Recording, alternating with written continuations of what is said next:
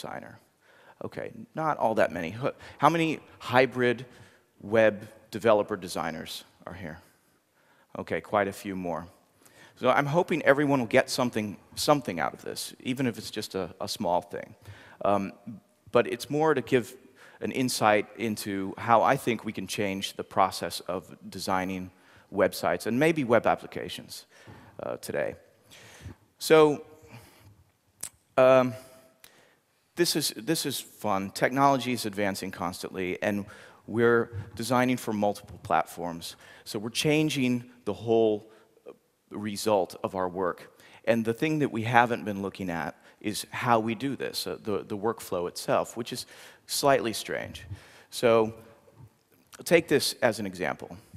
Let's say that you are the designer, maybe designer to developer, of the Mobilism site, and PPK is your boss. Don't worry, anyone who hasn't read PPK's articles knows that he's not critical at all, so he's really easy to work for. So you made this, and if you're a designer like most web designers, you made this in Photoshop, right? In Photoshop, you have all the control of everything that you want. Or do you? Because PPK comes along, and he has some changes he wants made. So for example, he wants this headline, he wants it bigger. So for the people who work in Photoshop, how do you do that? How do you make that text bigger? What does that impact in this design if it's a static Photoshop document? Anyone? No one? Well, usually you'll make this bigger and you'll have to move things down. And you move them down by hand. And so you'll grab these two things, you'll move them down. You might have to make your document longer so that you'll have space to move them down.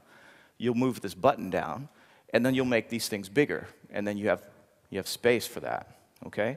And that's one simple change. But PPK, being the boss that he is, says, I want these photos changed. I want those bigger. So you have to do the same thing again, okay? And this is only the home page. A lot of people make a lot of pages in Photoshop, so we're starting to see that the effectiveness of it is debatable.